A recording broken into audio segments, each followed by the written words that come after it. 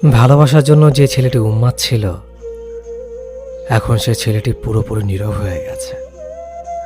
ছেলেটি এখন আর মোবাইলে মেসেঞ্জারের দিকে চেয়ে থাকে না।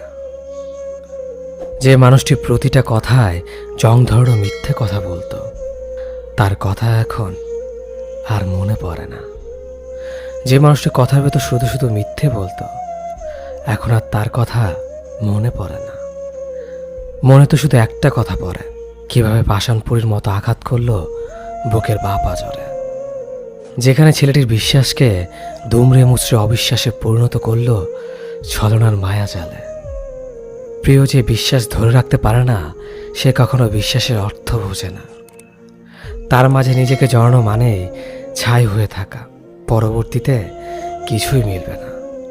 প্রিয় উন্মাতাল করা সেদিনগুলো শুধু টাইম পাস ছিল। তাই তো আগুনে পোড়ানোর আগে ভাবেনি তার জন্য ছেলেটির বিশ্বাস অবিশ্বাসে পরিণত হবে।